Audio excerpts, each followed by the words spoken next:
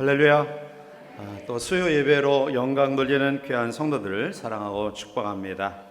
계속해서 우리가 에베소서 강해를 통해서 이 시간은 하나님의 전신갑주를 입자, 하나님의 전신갑주에 대해서 같이 말씀을 함께 묵상하고자 합니다.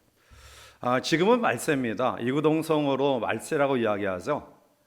특히 말세 가운데서도 마지막 말세지 말이다 라고 이야기하는데, 아마 이 부분에 대해서 부정하는 사람은 별로 없는 것 같습니다. 자, 그런데 우리만 말세지말을 아는 것이 아니라 사탄도 세상 끝이 다가왔다라는 것을 잘 알고 있어요. 왜냐하면 사탄의 발악이 극에 달하고 있어요.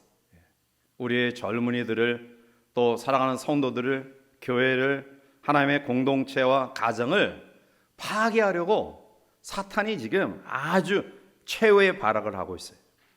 베드로전서 5장 8절과 9절에 보면, 근신하라 깨어라 너희 대적 마귀가 오는 사자같이 두루다니며 삼킬 자를 찾나니 너희는 믿음을 굳건하게 하여 그를 대적하라. 이런 세상에 있는 너희 형제들도 동일한 고난을 당하는 줄을 알미라 라고 말하고 있어요. 오는 사자같이 두루다니며 삼킬 자를 찾는다 라고 이야기하고 있어요.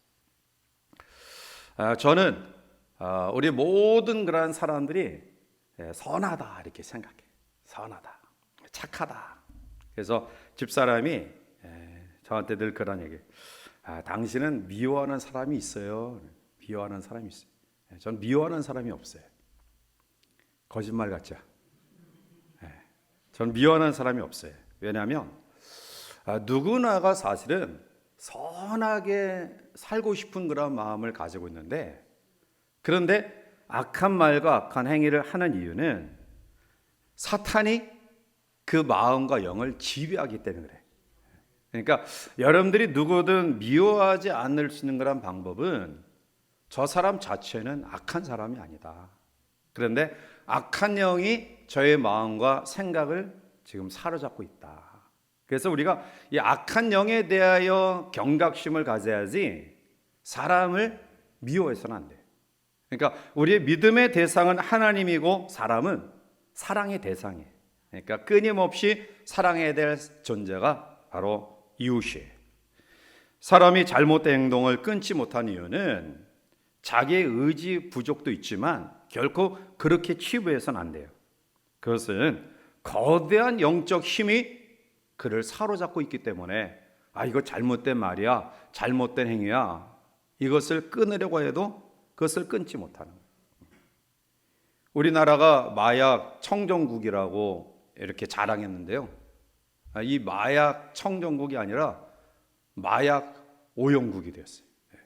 그러니까 저는 잘 모르지만 우리 주변의 분들이 이야기하는 걸 보면 인터넷으로 마약을 아주 손쉽게 구할 수 있다. 그게 저는 미국 얘기인 건 줄 알았어요.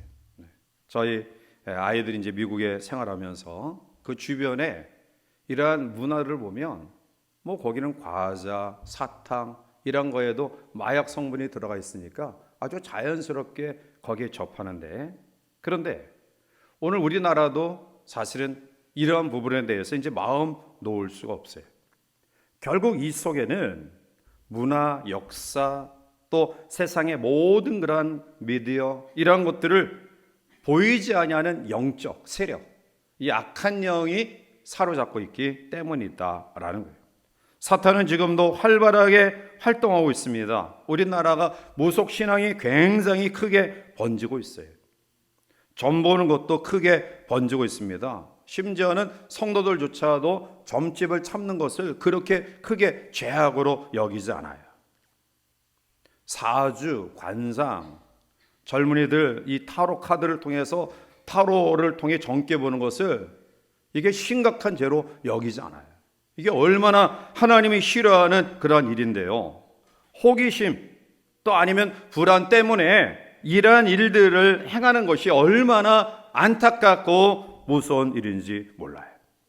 무속신앙에서는 구술해야 저주가 풀리고 귀신이 나간다고 이야기하죠. 그래서 아주 이상한 방법들을 동원합니다. 사람을 때려 친다든지, 아니면 고함을 질러서 귀신을 내쫓는다든지, 아니면 물건을 태운다든지 아니면 뭐 부적을 가지고 다니면 귀신이 접근하지 못한다든지 이러한 일들을 행해요. 왜 무속 신앙에서 이러한 방법을 씁니까? 그것은 죽은 자의 영혼이 귀신이 된다라고 생각하기 때문에. 그러나 성경에서 죽은 사람이 귀신이 된다라는 이야기를 한 번도 언급한 적이 없습니다. 귀신, 사탄, 마귀는 타락한 천사지요, 사람이 죽어서 그 영혼이 귀신이 되는 것 아닙니다. 사람이 죽으면 육과 영이 분리돼서 결국 육은 흙으로 돌아가고요, 영은 하나님 앞에 심판을 받게 되어 있습니다. 지옥으로 떨어지든지 아니면 하나님 나라로 올라가는 거예요. 죽어서 그 영혼이 이 세상을 돌아다니는 것 아니라는 겁니다. 자, 그러면 우리의 이러한 사탄의 공격에서 어떻게 벗어날 수 있을까요? 오늘 본문은 사탄의 공격에서 우리의 영혼을 지키는 그러한 방법이 하나님의 전신갑주를 입어라 라고 말씀하고 있어요. 자, 우리 본문 13절 말씀을 같이 한번 함께 읽어보시겠습니다. 그러므로 하나님의 전신갑주를 취하라. 이는 악한 날에 너희가 능히 대적하고 모든 일을 행한 후에 서기 위함이라. 아멘. 늘 들었던 말씀이지만 오늘 이 밤 하나님의 전신갑주가 무엇인가를 바울의 교훈을 통해 몇 가지 살펴와 함께 은혜를 나누고자 합니다. 먼저 첫 번째로 우리에게 주시는 하나님의 전신갑주는 진리의 허리띠다라는 거예요. 오늘 14절에 그런즉 서서 진리로 너희 허리띠를 띠고 의의 호심경을 붙이고 라고 말씀하고 있어요. 사탄은 정말 강하고 끈질긴 존재입니다. 왜냐하면 사탄은 영물이기 때문에 그래요. 영적인 존재이기 때문에요, 우리보다 힘이 강하고요, 굉장히 지배해요. 자, 그러나 우리가 그 사탄을 두려워할 이유는 없다. 왜냐하면 우리의 대장 되신 예수님께서 십자가에서 이미 사탄을 정죄하셨기 때문임을 믿으시기 바랍니다. 그래서 진리의 예수님으로 무장한 우리를 마귀가 어찌할 수 없어요. 자, 그러면 여기서 진리로 허리띠를 띠라라는 것이 어떤 의미일까요? 출애굽기 12장 11절에 보면 너희는 그것을 이렇게 먹을지니 허리에 띠를 띠고 발에 신을 신고 손에 지팡이를 잡고 급히 먹으라. 이것이 여호와의 유월절이니라 라고 말씀해요. 즉 이스라엘 백성들이 애굽에서 마지막 식사가 유월절 식사예요. 자, 이 식사를 할 때 어떻게 먹어야 할지를 이야기하죠. 허리에 띠를 띠라, 발에 신을 신어라, 손에 지팡이를 잡고 급히 먹으라 라고 말씀하고 있어요. 이것은 준비를 갖추고 먹고 있다가 출발 나팔 소리가 울리면 재빨리 신속하게 행동하라 라는 의미예요. 남자들이 군에 가서 이 5분 대기조라는 게 있어요. 5분 대기조. 5분 대기조는 뭐냐 하면 비상 발령이 나면 5분 내에 완전 군장을 하고 출동해야 돼요. 그래서 이 5분 대기조 우리 병사들을 보면 밤에 취침할 때도 그 무거운 군화를 신고 자요. 왜냐하면 다 갖추고 있어야지만이 언제 비상 발령이 떨어질지 모르니까 그때 떨어지면 5분 내에 완벽하게 전쟁에 임할 자세, 그 모든 것들을 준비하고 서 있어야 되기 때문에 5분 대기조 이 사람들은 그 순간만큼은 군화를 신고 자야 돼요. 자, 이 말씀은 무엇을 의미합니까? 허리띠는 기동성과 관계 있는 말씀이에요. 베드로전서 1장 13절에 그러므로 너희 마음의 어리를 동이고 근신하여 예수 그리스도께서 나타났을 때 너희에게 가져다 주실 은혜를 온전히 바랄지어다 라고 말씀하고 있어요. 베드로는 허리띠를 띠는 것을 마음을 기동성 있게 갖추고 근신하는 개념으로 연결시켜 이야기하고 있어요. 예전에 로마나 또 로마 군인들이나 아니면 유대인들의 그 옷 가운데 이 통옷이 주류를 이루고 있어요. 통옷. 그러니까 쉽게 이야기하면 원피스죠. 위에서부터 발목까지 쭉 하나로. 예를 들면 우리 요즘엔 이제 이러한 일들이 많이 없어지지만 명절에 우리 어머니들과 또 아낙네들이 한복을 입어요. 한복. 얼마나 거추장스러워요. 그런데 한복을 입고 주방에서 일을 하거나 일을 할 때 여러분들이 꼭 보여지는 게 있죠. 허리를 동거매고 이렇게 일을 하시. 허리띠로. 그것은 바로 기동성 있게 거추장스럽지 않게 일을 신속하게 재빨리 하고자 하는 그런 의도예요. 따라서 오늘 허리띠를 띠라, 이것은 신속한 기동성을 이야기하는데, 그런데 무엇으로 허리띠를 띠어야 되느냐? 진리로 허리띠를 띠라. 진리의 말씀으로 무장하라라는 의미예요. 두 번째로는 오늘 14절 그 다음에 의의 호심경을 붙이고 라고 이야기하고 있어요. 호심경은 치명적인 적의 공격으로부터 이 가슴 부위를 지키는 그런 보호하는 그런 도구예요.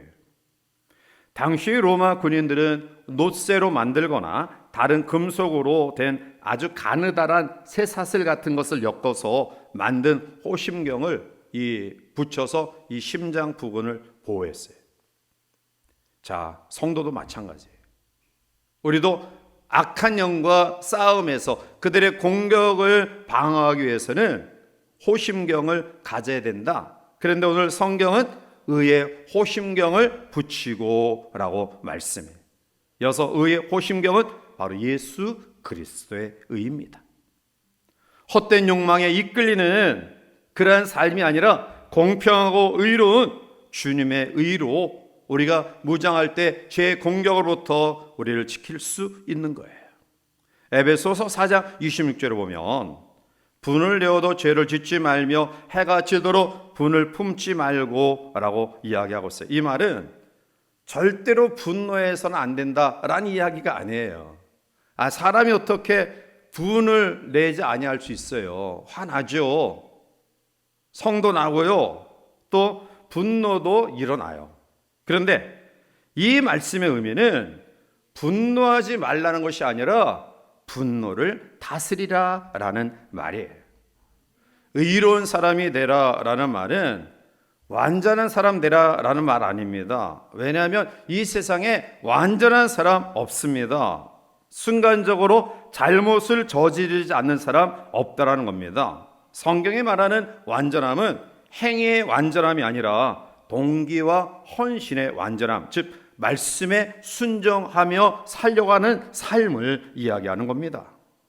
분노할 수 있습니다. 성낼 수 있습니다. 화나면 분노해야죠. 성내야죠.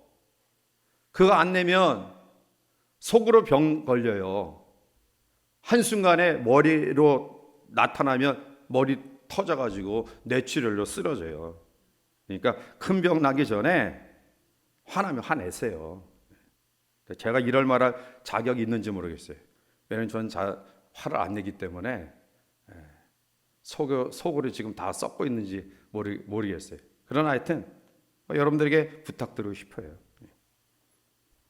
분노하지 말라는 게 아니라 분노를 다스려라. 화를 다스릴 줄 아는 그런 마음.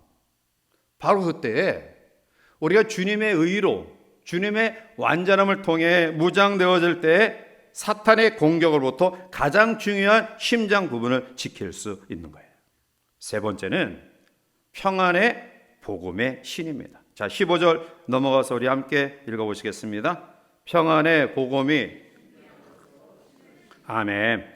로마 군인이 성공적으로 전투를 수행했던 이유 가운데 하나는 그들이 아주 견고한 신발을 신었기 때문이라고 합니다. 이 신발 때문에 언덕길이나 울퉁불퉁한 지형에서도 잘 균형을 잡으며 행진할 수 있었다라고 이야기해요. 자, 성경은 오늘 우리에게 평안의 복음이 준비한 신을 신어라 라고 이야기해요. 즉 성도의 발걸음이 머무는 곳마다 평화가 창조되어야 됩니다. 화평을 도모하는 피스메이커가 되어야 된다는 사실입니다. 사탄이 가장 좋아하는 마음이 있습니다. 어떤 마음이냐면 왔다 갔다 하는 변덕스러운 마음이에요. 변덕스러운 마음을 가지면 사탄이 잡아 흔들기 너무 쉬워요. 따라서 우리는 우리의 생각과 마음과 감정을 잘 지켜야 돼요. 이 생각에는 하나님이 주신 생각이 있고요, 마귀가 주는 생각이 있습니다. 이 싸움에서 우리가 승리해야 되는데요, 여러분, 기독교를 대적하는 가장 견고한 진이 뭐냐? 인본주의나 이슬람교, 불교 이런 게 아니에요. 기독교를 대적하는 가장 견고한 진은 바로 생각의 진이에요. 사람들은 생각 속에 찾아와 우리에게 끊임없이 주입시킵니다. 너는 키가 작아, 못생겼어, 더러워, 너는 결코 행복할 수 없어, 열등감과 죄책감을 가지게 해서요, 우리의 행복을 포기하게 만들어요.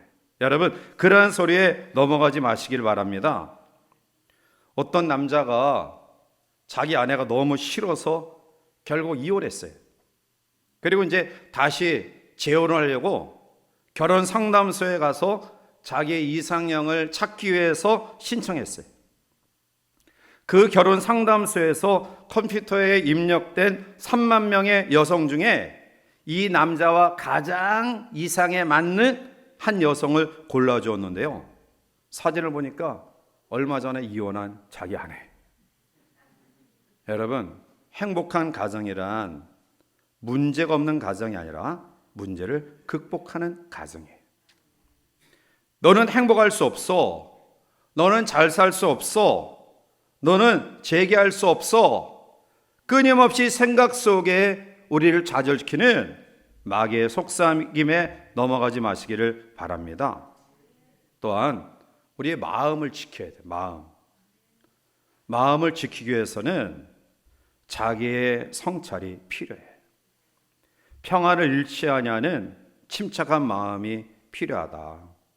우리가 여러 가지 문제가 있을 때에 무엇보다 필요한 것은 자기를 돌아보는 마음이에요.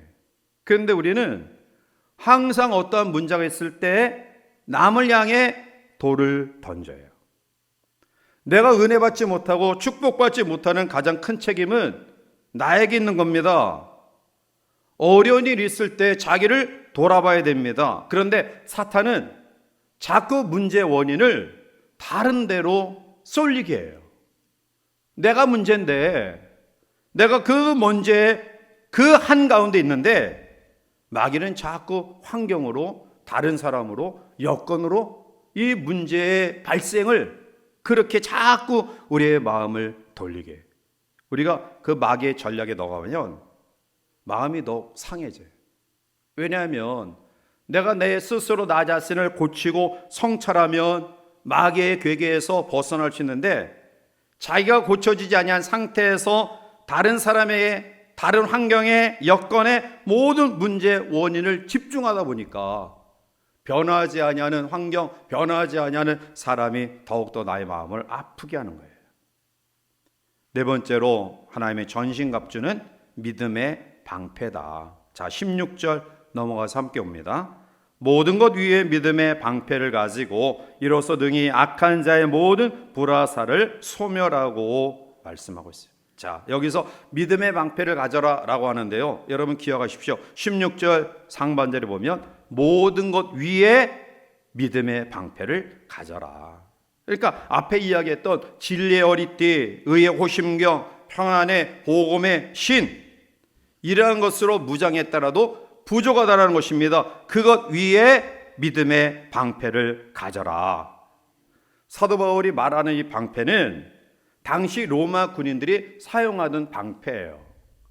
여러분들이 옛 영화를 보면 베너나 커바디스나 이런 영화를 보면 로마 군인들의 방패가 이 목부터 이 무릎까지 막는 아주 큰 방패예요. 조그만 자기 심장이나 또 아니면 가슴 정도 막는 방패가 아니라 그렇게 어마어마하게 커요. 진리의 어리띠, 의의 호심경, 그리고 평안의 복음의 신, 그리고 거기에 믿음의 방패를 가져라. 그러면 불화살을 오늘 16절 하반절에 보니까 능히 악한 자의 모든 불화살을 소멸한다. 불화살은 갑옷을 뚫을 수 있어요. 그러나 그 앞에 놓여진 방패를 뚫을 수가 없습니다. 따라서 오늘 성경은 믿음의 방패로 악한 자의 불화살, 치명적으로 우리를 좌절케 하는 그러한 불화살을 막을 수 있다라고 이야기해요. 자, 그런데 사탄이 끊임없이 불화살을 쏘는데 어디에 많이 쏘느냐? 우리의 귀에 불화살을 많이 쏴요. 이상한 말, 거짓된 말, 증명되지 않은 부정적인 말, 이런 말을 자꾸 듣게 해요. 자꾸 우리의 귀에 그러한 불화살을 쏴요. 우리가 믿음의 방패로 이 불화살을 막지 않으면 자꾸 그런 말을 듣고 자꾸 그러한 것에 접하면 결국 넘어지게 되는 거예요. 가짜가 진짜처럼, 왜곡된 그런 이야기가 진짜처럼 자기가 직접 경험하고 체험하고 듣지 않았는데 자꾸 들으면 그게 진짜같이 마귀의 장난에 넘어가는 거예요. 여러분, 듣는 것을 잘 들으시길 바랍니다. 영혼에 불필요한 말들은 아무리 친한 사람이라 할지라도 우리가 경계하고 그것을 멀리해야 돼요. 인간적인 교제까지 끊으라는 이야기 아닙니다. 그러나 인간적인 그 좋은 교제 때문에 우리의 영혼이 망한다는 것은 그거보다 어리석은 일이 더 어디 있느냐라는 겁니다. 가려서 들어야 돼요. 안 되는 사람, 망하는 사람의 특징은 귀가 얇아요. 귀가. 판단하고 분별하고 이것이 내 영혼에, 나의 삶에, 그리고 나의 모든 생활에 유익이 되느냐 그렇지 않느냐를 판단해서 분별해서 받아들일 거 받아들이고 걸릴 거 걸러야 되는데 그냥 다 팔랑귀가 돼가지고 여기서 이야기하면 그런가, 저기서 저 얘기하면 그런가. 그게 우리의 영혼을 망하게 하는 거예요. 사탄은 어떻게 하든지 하나님의 말씀에 대해서는 귀가 막히게 하고 그렇지 않은 것에 대해서는 계속 불화살을 쏴서 우리로 하여금 거기에 주눅들게 만들어요. 여러분, 하나님의 생명의 말씀이 나의 약점과 부딪히면 성령은 반성하게 만들어요. 우리를 하여금 뉘우치게 만들고 회개하게 만들어요. 그런데 사탄은 말씀이 우리 가운데 들려지면 반발하게 만들어요. 반발하게. 어떤 말씀에 대해서 저 말씀은 나를 지적하는 거다, 이렇게 반발하게 자꾸 사탄이 만들어요. 여러분, 하나님의 말씀이 들려질 때에 나의 약점과 부딪히는 말씀이라고 한다면 감사한 일 아니에요? 하나님이 나에게 깨닫게 하시는구나, 나에게 기회를 아직 주시는구나, 감사해야 되지 않아요? 그런데 왜 나의 약점과 나의 실수에 대해 부닥쳐오는 말씀을 반발하게 할까요? 그건 하나님이 주시는 마음이 아니에요. 우리가 하나님 앞에 믿음의 방패로 우리에게 계속해서 불화살로 쏘는 마귀의 부정적인 그러한 말, 또 이상한 그러한 말, 우리의 영혼과 가정을 파괴하는 말들은 다 막아버리고요, 하나님의 생명의 말씀만을 우리가 배우고 듣고 익히고 실천하고자 하는 그런 믿음을 가지면 사탄은 여러분들을 흔들지 못합니다. 다섯째는 구원의 투구예요. 17절에 구원의 투구와 성령의 검 곧 하나님의 말씀을 가지라 라고 말하죠. 투구는 머리를 보호하는 장비입니다. 그리스도인들에게 있어서 이 투구, 가장 중요한 머리를 보호하는 투구의 내용이 뭐냐? 17절 상반절을 보니까 구원의 투구라고 이야기해요. 구원의 투구. 우리는 어떠한 경우에도 구원받은 하나님의 자녀임을 의심해서는 안 돼요. 왜냐하면 구원의 확신이 흔들리면 영적 죽음 상태에 빠지게 돼요. 사탄은 계속해서 우리에게 도전하죠. 우리를 고발합니다. 조그만 실수와 죄를 확대해서 너는 위선자야, 너 같은 것이 무슨 성도야, 너 같은 것이 무슨 하나님의 자녀야, 끊임없이 마귀는 우리를 정죄해. 그러나 하나님은 우리의 그 엄청난 죄를 정죄하지 않습니다. 회개하면 용서해 주시는 분이 하나님이십니다. 그래서 우리는 하나님 앞에 믿음으로 구원받은 이 사실에 대해서 어떠한 경우에도 의심해서는 안 돼요. 의심하면 우리의 영이 죽어요. 나는 하나님 앞에 구원받은 자녀다. 하나님이 나를 사랑하시고 하나님이 나를 반드시 지키신다. 이러한 구원의 확신이 우리 가운데 있을 때 우리는 마귀의 공격에서 방어할 수 있는 거예요. 여러분의 부족함 때문에 하나님 우리에게 주신 믿음까지 흔들리지 마시기를 바랍니다. 하나님은 여러분들의 행위 때문에 구원한 거 아닙니다. 은혜로 우리를 구원하신 거예요. 그러니까 여러분들의 행위 때문에 내가 구원의 흔들림이 있어서는 안 된다. 여섯 번째로 성령의 검 곧 하나님의 말씀 가지라. 로마 군인들에게 있어서 이 검은 양날검이에요. 양날검. 그러니까 우리나라 옛날에 장수들이 썼던 이 한날검이 아니라 양날검이에요. 그러니까 한날검은 이렇게 상대방을 칠 때는 자연스럽지만 반대로 칠 때는 팔이나 몸을 비틀어서 쳐야 돼요. 근데 양날검은 양쪽에 날이 선 양날검은 그냥 마음대로 이리 치고 저리 치고 해도 속수무책으로 상대방이 쓰러져요. 성령의 검, 그것은 양날검이에요. 우리가 몸을 뒤틀어서 아주 어렵게 우리의 행동을 그렇게 해서 쓰는 무기가 아니라 자연스럽게 마귀의 공격을, 그 마귀의 공격을 양날검으로 싸울 수 있는 그러한 무기가 뭐냐? 하나님의 말씀이다. 하나님의 말씀이다. 우리가 잘 아는 말 가운데 최선의 방어가 공격이다 라는 말이 있는데요, 방어를 잘해도 사실은 꺾지 않으면 언제든지 다시 공격해 와요. 마귀는 끈질겨요. 여러분, 권투 경기를 보면 물론 KO율이 높은 그러한 권투 선수 그 펀치의 강도가 크지만 그 이면에는 계속해서 내뻗는 잽, 이 잔 펀치를 통해서 충격이 그 가운데 계속해서 누적되다가 그 다음에 마지막 하나의 카운트로 넘어지는 거예요. 마귀도 끊임없이 우리에게 잽으로 계속 공격해 와요. 우리가 정신을 차리고 사실은 권투 경기에 임해도 잽을 한 대도 안 맞고 이기는 사람이 있어요? 없잖아요. 마귀가 사용하는 잽, 그것은 부정적인 말이 입술이에요. 우리 입술을 통해서 마귀가 계속해서 공격해요. 부정적인 말을 하나님의 축복을 가로막습니다. 민수기 13장에 보면 10명의 청탄꾼처럼 부정적인 생각을 확산시키는 것은 하나님을 진노케 하는 거예요. 긍정적인 그런 말이 필요하다. 여러분, 우리가 예배 형식을 보면 주일 낮 예배 주보를 보면 제일 처음에 나타난 것이 이제 뭐 묵상기도, 성령, 성가대 성령이 있지만 제일 처음으로 우리 회중들과 함께하는 그러한 첫 순서가 뭐냐면 경배 찬송이에요. 경배 찬송. 경배 찬송은 하나님의 창조의 오묘하심을 우리가 고백하며 감사하는 거예요. 여러분, 기도가 우리가 하나님 앞에 대표 기도하잖아요.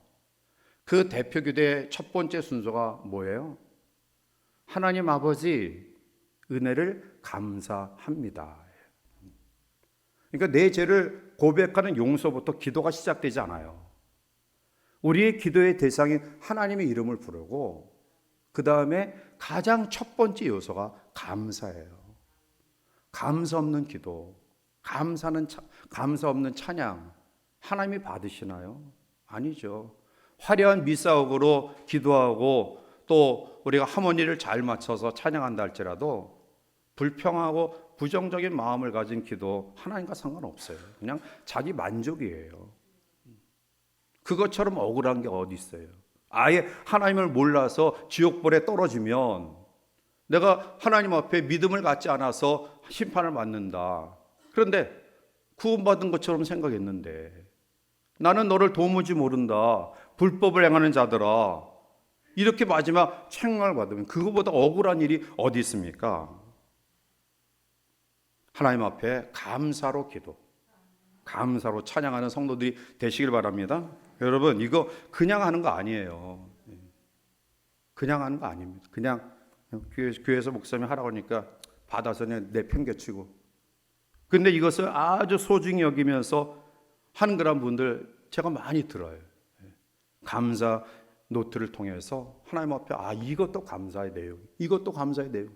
이 감사가 자꾸 막 생각나니까 노트가 빼곡하게 쓰여지는 거예요. 저도 매일 밤 거의 12시 전에 자는 경우가 없지만 그래도 매일 밤 이 감사 노트를 써요. 감사일기, 기도, 제목. 그러니까 미처 제가 목사지만 감사하지 않았던 그냥 일상적으로 생각했던 부분들까지 감사 노트에 기록되어지더라고요. 이거구나. 여러분, 하나님의 말씀 속에 감사의 내용으로 부정적인 말, 사탄의 공격, 이것을 물리치는 우리 모두가 되시기를 바랍니다. 여러분, 지금은 말 쓰지 말에 우는 사자처럼 두루 삼킬 자를 찾아다니고 있지만 그러나 걱정하지 마세요. 왜냐하면 요한복음 16장 33절에 이것을 너에게 이르는 것은 너희로 내 안에서 평안을 누리게 하려 함이라. 세상에서는 너희가 환난을 당하나 담대하라. 내가 세상을 이기었노라. 아멘. 우리는 이겨놓고 싸우는 하나님의 군병들이에요. 이겨놓고 싸우는 사람들이에요. 이기기 위해서 싸우는 게 아니라 이겨놓고 싸우는 사람들이에요. 우리가 조금 편하고자 하나님의 전신갑주를 외면해서는 안 됩니다. 오늘 우리에게 주신 말씀을 다시 한번 깊이 기억하고요. 진리의 허리띠, 의의 호심경, 평안의 복음의 신, 그리고 구원의 투구, 성령의 검, 하나님의 말씀으로 무장한 우리 모두가 되어서 이미 승리한 예수 그리스도의 승리를, 우리를 대적하는 마귀와의 싸움에서도 날마다 승리하는 복된 성도의 삶이 되시기를 주님의 이름으로 간절히 축원해 드립니다. 기도합니다. 사랑의 하나님, 은혜를 감사합니다.